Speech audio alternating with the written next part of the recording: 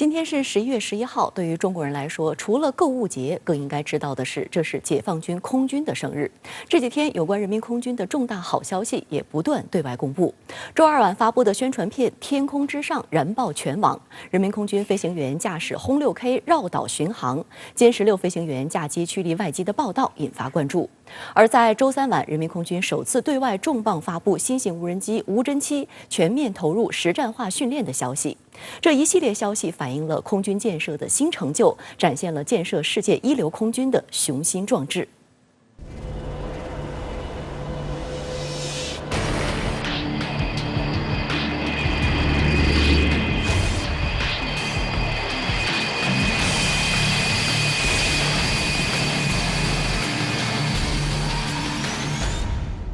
尽管这部6分钟宣传片的主题并不是解放军空军的装备成就，但装备很显然是外界最关注的。宣传片中出现了歼20、运20等20家族，还包括歼10C、歼11、歼16、苏30战斗机、轰6K 轰炸机、红警2000预警机、无侦7高空侦察机以及红79疑似 S300防空导弹系统等武器装备。其中，无侦7侦察机起飞、运20发射红外干扰弹的视频似乎是首次公开。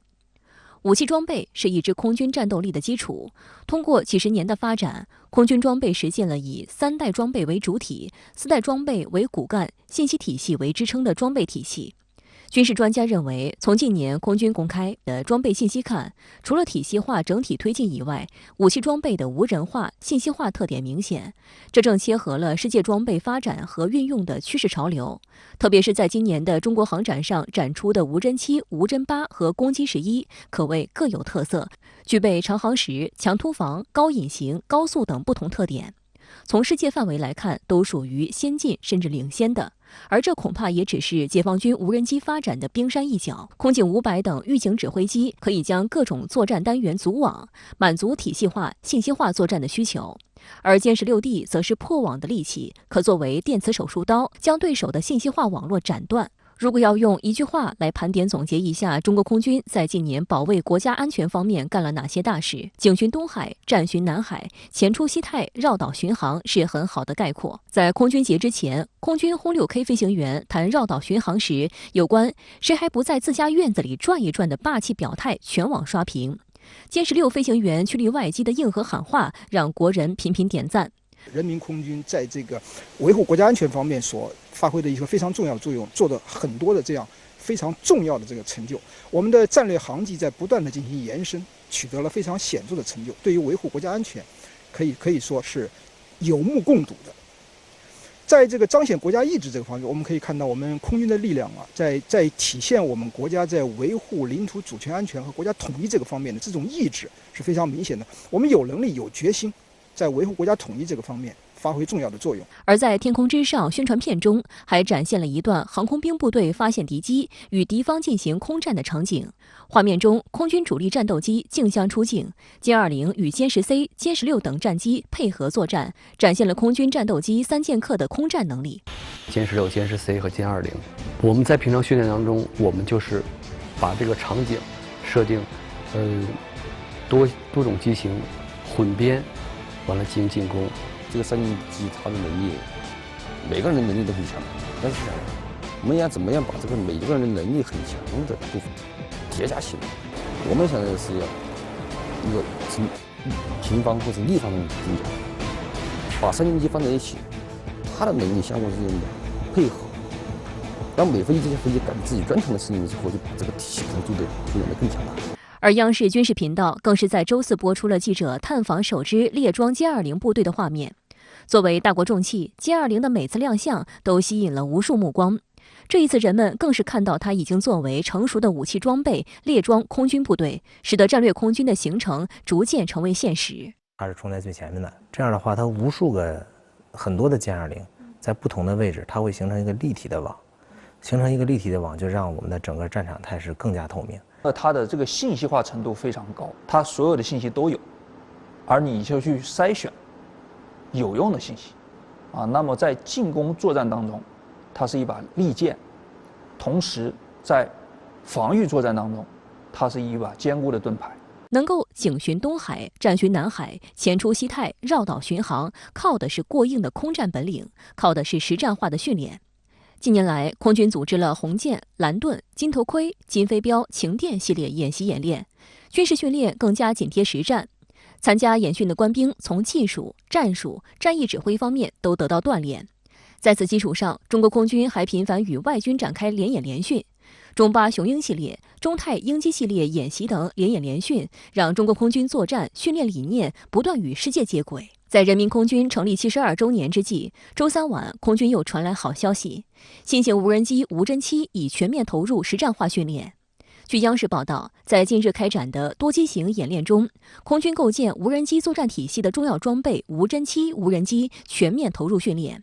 该无人机充分发挥自身高空长航时等能力优势，在空中迅速规划侦察阵位，设置侦察航向，综合战场态势，快速捕获目标踪迹，随后将获取的各类信息上传至指挥所，为后续空中待战机群展开突防突击提供有力支撑。据央视报道，无侦7作为空军新型无人作战装备，深度融入实战化作战体系，充分展现人民空军在运用先进作战手段，加快提升体系作战能力方面取得的明显进展。我们可以看到，我们正处在一个机械化、信息化、智能化复合发展的这个时代。这个时代一个非常显著的特点就是无人装备得到了非常广泛的应用，当然包括这个无侦7、无侦8这样的新型的高端的这个无人机，体现了我们在这个紧跟航空装备发展的这个潮流方面，在有人无人协同作战方面，我们取得的这种显著的成就。但是无人化的装备的这个发展，它改变不了人在未来战争中间发挥决定性作用的这样一个非常重要的这个特征。所以今后呢，有人无人协同作战会成为未来主要的应用方式。而新型无人机全面投入实战化训练，只是人民空军快速发展的一个缩影。8月31日，中国空军新闻发言人申进科表示，中国空军历史性的跨入战略空军门槛。歼20、运20列装越来越多，国产新型地空导弹直指苍穹，战略预警、空中打击、防空反导、信息对抗、空降作战、战略投送和综合保障等能力不断提升，有效履行新时代使命任务。值得注意的是，央视军事频道专门制作了庆祝人民空军成立72周年的特别策划，其中播出了一段东南沿海地区空军雷达兵日常值班的画面。如果多的话，有时候一天都可以好几次，主要还是根据我们一个任务情况。去年有一段时间，我们就每天12个小时一样，连续个把月。最紧张的时候，基本上就眼睛有时候盯着都不敢眨的那种感觉，手上也一直在操作。综合多方的新闻报道分析，这一段画面很可能就是空军雷达兵侦搜跟踪外军军机的真实场景。近几年，美军及其亚太盟友不断加大对中国周边海空域的抵近侦察，在看不见的云层之上，没有硝烟的较量时刻都在上演，就跟上战场一样，我感觉就突然来了，突然走了，突然出现，突然又没了，必须这个时刻保持高度警惕，必须把这个空情掌握好。而迈入战略空军门槛的中国空军，接下来将如何发展引发关注。根据之前空军公布的3步走目标，跨入战略空军门槛只是第一步，下一步将进一步构建全新的空军军事力量体系，推进空军战略能力大幅提升，再用一段时间全面实现空军军事理论、组织形态、军事人员、武器装备现代化，基本完成空军战略转型。到2035年，初步建成现代化战略空军，具备更高层次的战略能力。第3步，到本世纪中叶，全面建成世界一流战略空军，成为总体实力能够支撑大国地位和民族复兴的强大空天力量。相关话题来连线特约评论员石红。石先生您好，在人民空军成立72周年之际，人民空军历史性迈入战略空军新门槛，您对此如何理解？空军是战略性军种，在国家安全和军事战略全局中具有举足轻重的地位作用，尤其是对于未来战争而言，空军的重要性还在不断增长。在72年的时间里，人民空军呢，从战术空军到战役空军，再到现在迈入战略空军门槛，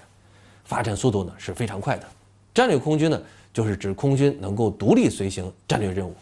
用人民空军近年来一句简洁的话语，就是空天一体，攻防兼备。迈入战略空军门槛，是指人民空军呢构建起了战略空军的架构。战略空军的标志呢，就是战略预警、战略侦察、战略防御、战略进攻、战略投送等一系列战略能力的集成。战略空军呢需要强有力的装备支撑，因为呢装备是物质基础。衡量战略空军的装备不是一件两件，而是一个庞大的装备体系，包括预警机、高性能战斗机、远程或战略轰炸机、大型运输机、战略侦察机、空中加油机等。近年来呢，还增加了高空长航时无人机。人民空军呢，近年来在装备建设方面取得了长足进步。原先缺乏的很多机型相继研制成功，并且进入服役，为人民空军转型为战略空军提供了坚实的物质基础。我们现在所熟知的国产歼20、运20、轰6 KN、空警500、加油机、高新系列特种飞机等，都是战略空军需要的装备。战略空军还要求人民空军呢，在思维、理论、训练、编制、战术等方面呢，进行了重大的变化。你比如说，进行了战略投送，动辄呢就是数千公里，空间范围呢前所未有的扩大。如何进行组织指挥、保障协同，需要全新的思维。再比如隐身战机的突防、轰炸机的远程打击，所需的作战理论呢，显然与以往的国土防御是完全不同的。也就是说，硬件有了，软件呢也必须跟上。只有将人和装备完美的结合，才能实现了作战效能的最大化，让战略空军呢变得名副其实。